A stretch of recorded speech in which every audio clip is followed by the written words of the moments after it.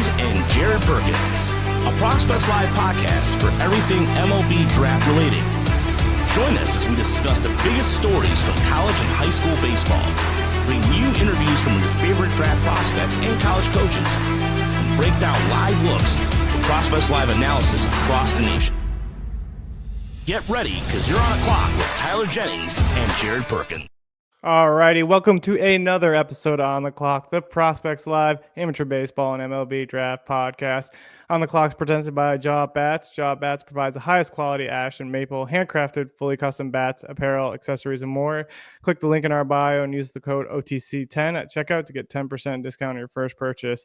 All right, I'm Jared. We got Tyler here back with us, but we have an awesome guest with us today, Coach Justin Haire, with the Ohio State University. Coach, how are you doing today? I'm doing great, guys. How are you? Good. We really appreciate you coming on. We're really excited to have you. I know Tyler's followed your career over at Campbell and really excited to see what you're going to do with the Ohio State program here too coming in this year. But first question we just ask all our guests, kind of share your journey, how you got where you are today, and just kind of what goes into your coaching philosophy and all those kind of things. Yeah, well, I mean, my coaching journey, man, it's been all over the map, which is great. You know, I think that every step of the way has allowed prepared us for being here, hopefully in this moment, in this time, and put us in a position that we can get this place back to where it needs to be and where we all want it to be. So started my coaching career right after I got done playing. I played my first 2 years at Bowling Green State University here in Ohio and played for Danny Schmitz, who is longtime coach there, and which was awesome. Didn't play much, was mostly a bullpen catcher. I think I got like 27 at-bats in 2 years. So I know what some of these young guys go through. I transferred to a Division II school, University of Indianapolis, just to have a chance to play more and try to maximize the last 2 years of my playing career, and play for a guy there named Gary Vaught, which was awesome.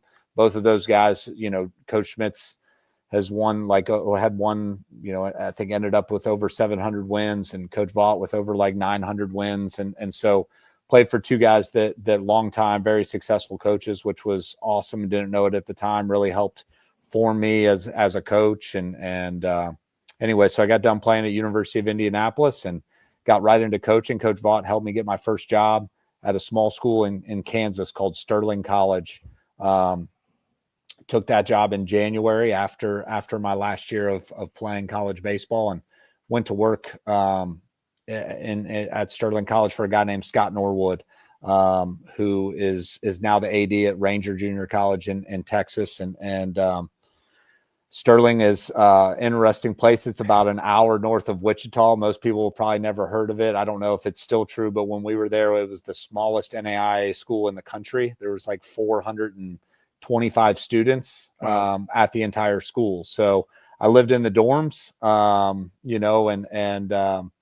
and it was me and Coach Norwood were the only two coaches, and we had a 31-year-old right fielder. We had a kid named Engels Polanco, which was awesome, from Pima Community College. We had a right-handed pitcher named Jesus Rodriguez, who was from Mexico and Pima Community College as well, but from Mexico, had a wife and 3 kids back in Mexico, is older than me. So I was 23 years old. Our right fielder and one of our starting pitchers was older than me. So really interesting upbringing into the game, but it was a ton of fun. And I was there for 1 year, 1 season. And then Coach Norwood got a Division II job at Ouachita Baptist University in Arkansas and asked me to go with him. And so we moved to a town called Arkadelphia, Arkansas, and took over a program there that was 9-45 the year before we got there, and spent 3 years with him there, and worked really hard to get that program turned around. And 2007, we went 50-10. We're ranked number 1 in the country at some point in 2000. Then I left and went to Campbell. And in 2008, they went to the College World Series, Division II College World Series, and finished runner-up to Mount Olive. So that was, and then Coach Norwood went to Arkansas Little Rock after that. So awesome experience there. Just kind of, again, just being in the trenches and just being able to do a lot of different things and have an impact on that program in a lot of different ways. And then after that 2007 season, Greg Goff was the head coach at University of Montevallo, got the head coaching job at Campbell, and called me in the summer. And we were in the same conference and had become friends, called me in the summer. July 3rd, 2007, I was umpiring in the summer to make some extra cash. That dude called me and asked me if I'd be interested in coming out and being his recruiting coordinator at Campbell. And took that job in the fall of 2007 and helped him take over a program that was 11-45 in 2007. So, that was kind of our MO is taking over some programs that needed some work was there for 17 years and was fortunate enough to help get Campbell back to a regional in 2014, which was Coach Goff's last year.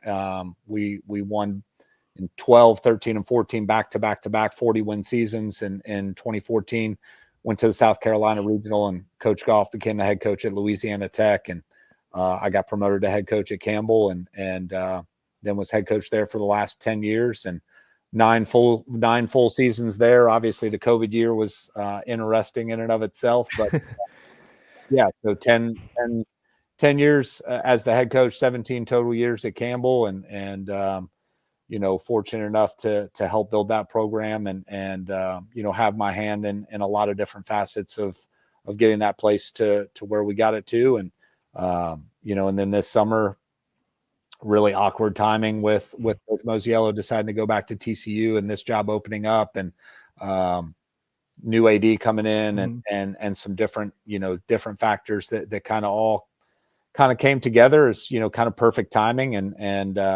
ended up back here in Ohio at the Ohio State University, and super fortunate and excited for the future of where we might be able to get this place back to. Yeah, I love that. And I love how you really hit on to kind of taking over programs that were, like you said, Campbell was like 11-45 before that. What are some of the biggest, most exciting challenges for taking over a new program and being able to kind of develop your own culture there? Yeah, I think the biggest piece is or the most fun piece, I guess, is just trying to really hone in on an identity for your program, right? And for your guys. I think I think that 18 to 22-year-old guys want to connect to something, right? Like they want to, they want their independence for sure, just like we all do, but we all want to feel like we're part of something bigger than just ourselves. And so being able to establish that identity and that culture that they can connect to and feel like they've got some ownership in and some skin in the game has been really fun. And I think when you can do that and obviously, recruit talented players, all of those really standard things, I think connecting people to an identity that's a little bit bigger than themselves allows for some really magical things to happen and has certainly been the funnest part, I think, of helping build programs is being able to establish that identity and kind of achieve things that maybe other people didn't think were possible. Yeah. And I love how you kind of talked on the importance of developing that team culture. For you, I guess with a lot of the NCAA rule changes, with guys going in and out because of the transfer portal and things like that, how do you still maintain that team culture, right? I think a lot of successful teams, they have the team chemistry. That's how they go on and win games. How do you go ahead and develop that with kind of players constantly going in and out and changing? Yeah, well, I think that once those doors close in August and January, and the guys that are in the locker room are the guys that are in the locker room, right? And so, yes, the portal is a challenge, and some of the new rules are challenges for sure. But you never have the same team 2 years in a row anyway, right? Never. In the history of college baseball has any program had the exact same team 2 years in a row. So you always have new guys in and out regardless. And so is it a little bit on steroids right now for some programs? Certainly. Yeah, absolutely. But I think that once you close those doors in August and January and you've got the guys that are in your locker room, you really got to pour into and invest with the guys that are in there, right? And love the guys that are in there. You can't worry about the guys that walked out the door. You can't worry about the guys that maybe you didn't get in the recruiting process. Like, it only really matters about the people that are in that room, because only those guys know what it takes to get to where you want them to get to. And so, just really focusing in on those guys day in and day out and investing in them and giving them everything that you have, I think is really important. Because if you're holding back, if you're not acting, if you're not being yourself because you're worried that Johnny or Timmy might get in the portal and you might have invested all this time and energy into those guys and they leave, like try holding back and not actually investing in those guys and they stay, right? And that's maybe even a worse piece, right? Because now, like, you've got guys in your program that you haven't really invested in, you don't really care about, or you haven't really connected with on the highest level, and now they're still in your program. And so now you're not maximizing those guys in your program, and you're setting yourself up for future non-success because you've kind of held back. And so for us, it's like, hey, whoever's in the room on day one is going to get absolutely everything that we have, because we feel like that's the only way to maximize that 1 year. We're all on 1 day contracts, guys. Like, like it or not, like in the game of life, man, like we're all on 1 day contracts. None of us are guaranteed tomorrow. None of us are guaranteed next month or next year. And so we've got to do everything we can every day to try to maximize what we're doing with our players. And if we do that, then we've got a fighting chance to keep the right ones and to make sure that we're bringing the right ones into our program. Yeah, I love that mentality. Tyler, I'll turn over to you. I was about to say, I think I remember interviewing you before the 23 season. And I remember saying that you were probably the biggest thing to come out of Bowie's Creek since Rhett and Link, which I completely forgot was a thing. But that 23 season was really special on all fronts. Zach Neto being the first rounder that he became, but also Cade Keeler was a big part of that program as well. So just break down that 23 season, because 46 wins, go to Columbia, on the verge of going to Super. What was that entire season like for you personally? Yeah. So Neto was a 22 draft. Him and Tommy Harrington were two first rounders in the 22 draft. And 22 obviously also a special year. Lost in the Tennessee Regional against that juggernaut down there. And then having two first rounders, the two highest draft picks in school and conference history, which was awesome. But then how do you follow that up in 23? And you got Cade Keeler, was on Team USA. First guy that Campbell has ever had on Team USA was that summer of 22 going into the fall of for the 23 season. And he ended up being the, 70th overall pick after the 23 year. 46 and 15. We had a lot of guys back from that 22 year, but we had some new guys coming in, had some holes to fill. Obviously, Zach Neto, a big hole, 13th overall pick. But, by the time we got, halfway through the season in 23, that guy was in the big leagues, which was unbelievable. But just a special, really, really special group of guys. Our coaches did a tremendous job of investing. Again, same thing, just investing in those guys every single day.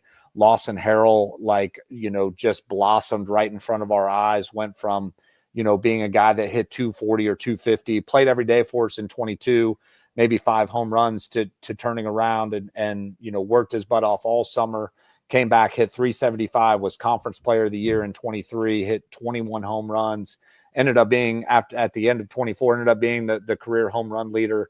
And this was a guy that was a walk-on, and so we were just filled with stories of guys like that. Grant Knipp, a transfer from Alabama who didn't play a ton for us in 22, ended up just being the hottest hitter, in the 7 and 8 hole, going into the regionals, conference tournament regionals, and ended up being a tremendous player for us in 24. And so you saw a lot of those guys. Tyler Halstead had a tremendous year as a senior.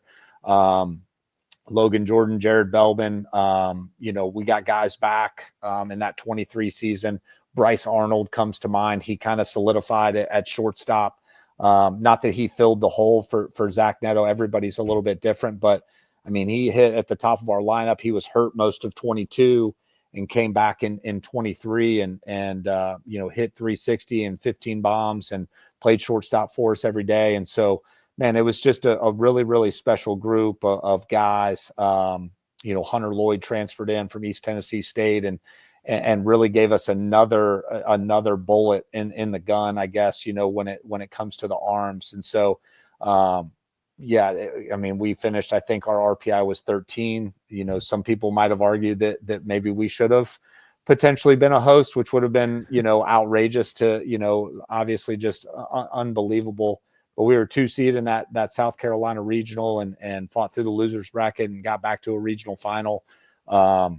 Just just a magical year of, probably the best team. We won 46 games. I think the school record at Campbell was from 13. We won 49 games, but highest RPI in school history, highest, regional seed in school history. We up to number 9 in the country at some point. So just, it was just an unbelievable year and really fun to see those guys grow and just be with them every single day. Correct me if I'm wrong, Belvin was the first 2020 guy that year too in tool history, wasn't he? Yeah, he absolutely was, and then, we hit 130 or something home runs that year, school record in home runs, and we're going into the conference tournament, and our 4-hole guy, Drake Pearson, who hit 19 the year before that and had like 14 or 15, ended up breaking his wrist. So we lost him. We lost our 4-hole guy going into the conference tournament. And a guy named Dalen Thompson kind of stepped in and played first base for us and got a chance to play every day through the regional and stuff. But, Tommy Harrington ended up being a draft eligible sophomore in 22 and went as the 36th overall pick, only because they pushed the draft back to July. Had the draft stayed in June, he would have been back for that 23 year. So it would have been, hey, what could have been, you got Tommy Harrington and Cade Keeler and Ty Cummings and Hunter Lloyd. And and Aaron Rund, Aaron Rund was out of the pen for us that year. And he was the, best reliever in the Brewers minor league system this year. And will probably start the year in Double-A. Like just unbelievable, does Drake Pearson stay healthy? And all of a sudden you look up, man, I don't know, man, like, would we have won 49 or 50 games if we have Tommy Harrington back and Drake Pearson healthy for the whole year, man? I don't, it would have been interesting, but yeah, man, just some unbelievably fun things that happened that year and with that group of guys and, man, set us all up for, set themselves up to have a great life outside of baseball and in baseball for a lot of those guys. And, set our coaching staff up to have some pretty neat opportunities as well. Absolutely. And then obviously making a change from the Big South to the CAA this past year, obviously a tougher competition, and it definitely showed for you guys, but having to experience that new conference, what was that like for you? Yeah. The conference is good. It's just like here's the thing I think about all the time when it comes to conference play. It doesn't really matter what conference you're in. Like if you're in a conference, and again, I just think this to be true all the way back through my entire career. Like most of the time, like you just have to play well. If you play well, you have a chance to win. If you don't play well, you're going to lose. And that's true in the Big South. It's true in the CAA. It'll be true in the Big Ten. It'll be true. It's true in the SEC. It's true in every league. And I think, last year, like we had some challenges. I I think that if we stay healthy, we went through and we don't ever, nobody ever talked about this and whatever, like we went through basically a 3-week period from week 3 to week 5, where we lost our Friday guy, our starting catcher, our starting center fielder, our starting shortstop, our starting right fielder, and our closer. Of that group of 6 guys, we got to combine 7 games like the rest of the year. And so, as we're rolling to begin the season through the first 5 weeks, go down to Georgia Southern, win a series down there, beat UCSB 2 out of 3. Grant Nips having the best year of all time, literally through 22 games. He had 18 home runs. He had 41 RBIs.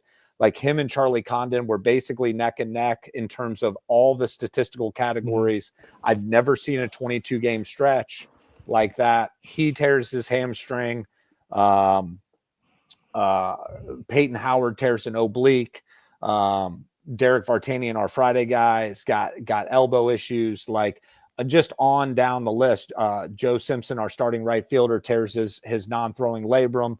Our shortstop, tears his bicep. Like, it's just like a bunch of challenges. And now all of a sudden, like, yeah, man, like we're starting 3 freshmen and we've got some things. And so, man, again, if ifs and buts were candies and nuts, we'd all have a Merry Christmas, right? Like, but you look up and man, there was some challenges there that I don't think that group, not me, it makes no bit of difference to me, but I think that group doesn't get as much credit for fighting through the challenges that they did and going into the last weekend and having a chance to still extend our season. But yeah, I mean, but the CAA, again, just good conference. And again, like I just like everything else, like you've got to play well to win. And in that conference has got a little bit more depth maybe than the Big South had. And some travel challenges too. You're playing in the Northeast and they're coming down to you, and the difference in schools and facilities and locations and stuff are drastic. And to be honest, man, there's just not a lot of mid-major schools that are built to really excel in a high travel world. You got to figure out some of those pieces, and there's a learning and growing opportunity in all those areas. 100% agree with you. Now, I do want to ask this. Going back to Ohio, going to Ohio State to be the coach there, obviously leaving behind a lot of memories at Campbell. And I know the Campbell fans, you connected very well with them.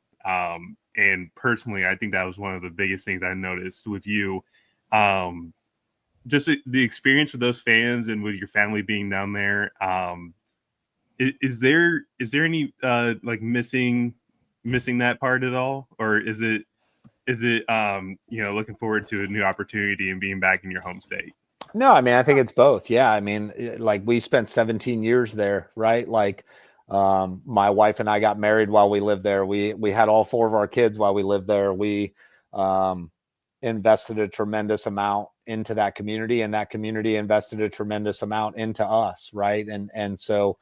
Man, there are a ton of things that we miss, right? And there are a ton of people that we miss, and there are a ton of, of pieces of that program and comfortability that is always missed, right? And obviously we want nothing but the best for that program and that school and all of those things, and looking forward to seeing them continue to grow and push the envelope there. And then there's the flip side of that coin where it's like, sometimes the good Lord's, putting you in a position to challenge you and get you out of your comfort zone. And we were certainly in a comfort zone at Campbell, right? And having been there so long and keep trying to push and challenge ourselves. But, I think that the timing for everybody was right for a new challenge, and it needed to be something, very special and very unique to pull us away from a place that we had spent so much time and effort and energy. And so then the flip side of being able to come back home and, really like experience Buckeye Nation, which is something that only from the outside had I ever seen. I didn't play here. I wasn't a good enough player to play at Ohio State. So you kind of experience it growing up, but you're not necessarily in it. And so to be able to show up here and be part of this place that is so special and means so much to so many people, and to just have the responsibility of trying to get this place back to where people can be really proud to have put the Block O on their chest. And, man, it's a tremendous responsibility and a tremendous challenge, and something that we embrace and are really looking forward to and are excited about. Because this place is special, and I knew it was going to take a special place to get us to leave Campbell. And I think the good Lord had his hand in getting us here for a reason. And now it's our awesome opportunity to get this place back to where we all feel like it should be. Yeah, that is perfect. And speaking of the Ohio State Buckeyes, this year, intriguing roster, very intriguing. And You're telling me. I will say, I think you guys definitely have some run in the Big Ten championship this year too. But just kind of talk about the fall this year, like who stood out. I know Lee Ellis is there now, and Blaine Week's coming back. But who are some of the other guys that are really standing out to you in the fall? Yeah. We just finished our fall World Series. So, we just again, just try to maximize our time, with our guys, and so it's been a really, really productive fall. I think on the offensive side, on the offensive side of things, obviously you mentioned Lee Ellis. He's had a really nice fall for us. I think consistency is key for him. He's got all the tools in the world to be really good. On the newer side of things, we have a junior college transfer, Mark Stevens, that was committed to us at Campbell and decommitted and then came with us here to Ohio State. He's been tremendous. I think those two guys have been really good on the newcomer standpoint. Some of the returners that I think have had a really nice fall, Ryan Miller, who was a transfer. He's a Columbus guy. He's from Dublin, right here, 10 minutes up the road, was at Tennessee and transferred here before last year. Had a little bit of an up and down season, but he's had a tremendous fall. He's got some really loud tools that if he, again, some consistency piece, if he can figure out some consistency on the offensive side, he has a chance to really do some damage and be a weapon in the middle. Nick Giamarusti, who was a junior college transfer from John A. Logan, again, got about 100 at-bats or so last year. He's a legit 6'2" runner. If he can get on enough, he might have a chance to lead the country in stolen bases and do some different things. He's also got a little bit of juice, but he's had a really nice fall. And then, you've got some guys that have been here for a while, that on the offensive side that we're looking to hopefully help them have like some real breakout years. Trey Lipsy is a guy that has been a name around this program for a long time. He is tooled out. He's a 6'4" runner with a 92-mile-an-hour arm from the outfield and can do some different things. Tyler Petterini he's like your consummate veteran, hit .310 last year with 9 home runs. And so looking to hopefully see if that guy can continue to grow as a hitter and an offensive player. Matt Gravlin is another guy behind the plate and maybe even in the outfield, first base. He's got some versatility, really good, can really, really throw, has some serious juice in the box. So just trying to allow those guys to grow and get better and kind of flourish, hopefully, in our program. Mason Eckelman is a guy that is a sophomore behind the plate. Him and Grav will give us, a really good 1-2 punch behind the plate. Mason's a guy last year got 17, 18 at-bats, has had a tremendous fall. And so, again, I think that we've got some guys that have a chance and will grow and do some different things, and hopefully give them the freedom to perform at their best level, and then, over on the mound, it's going to be interesting. Obviously, Blaine Wink coming back. He only had 2 outings, 3 innings of live this fall. He threw all summer in the Cape, had a tremendous summer in the Cape. And he's working hard to be ready to go. Hunter Shaw is a guy who had a great fall for us, was a Lansing Community College transfer here coming into last year, left-handed pitcher, high ride fastball and has, I think, reached another level of competitiveness and had a really good fall for us. Sahil Patel is a transfer from North Greenville, was out last year with Tommy John. He's been 90 to 93 here this fall with 3 pitches for strikes, and has a chance to be really good. Luke Carroll is another transfer from Oklahoma to Northwest Florida, back to Oklahoma, has been out for 2 years battling injuries, finished up his degrees, a grad student, has 2 years left. He had a tremendous fall for us. Fall World Series, went 3 innings, punched out 7. It's 90 to 94 with a really good slider from the left side, and so he'll be a guy that has a chance to do some things. Jake Mahalik is sophomore, returning with a big arm, 93 to 95, going to be 96, 97 probably. It's got real stuff, got real electricity. Again, some consistency pieces for him of just continuing to grow and mature in the game. But I think that there's some pieces there, and there's some electricity, kind of across. The depth is maybe not all where we want it to be, but I think, our top 7 or 8 guys on both sides of the ball are going to give us a chance to be super competitive. And if we can stay healthy and stay consistent, then we'll have a chance to I think, do some special things. I am 100% with you on that. Jared, this is your time to shine. I've run out of my questions. No, I have one more before we kind of dive into a few fun ones. But for you, kind of as you've transitioned to Ohio State, how does that program kind of differ for you from other ones you've been part of? And kind of what are you looking forward to most in the upcoming season?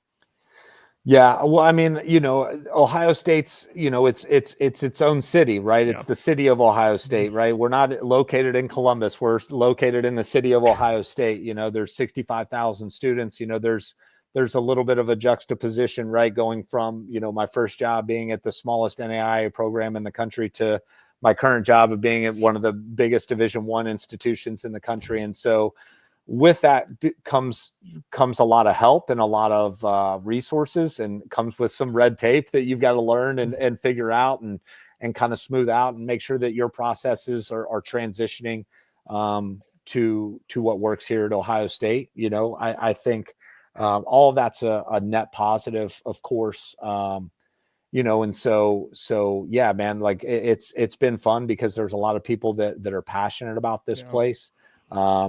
There's some work to do of modernizing our program, of getting it into, when Bill Davis Stadium was built in 1997, it was the Taj Mahal. It was probably one of the 10 best facilities in all of college baseball. And we've got some work to do to bring that back up to speed.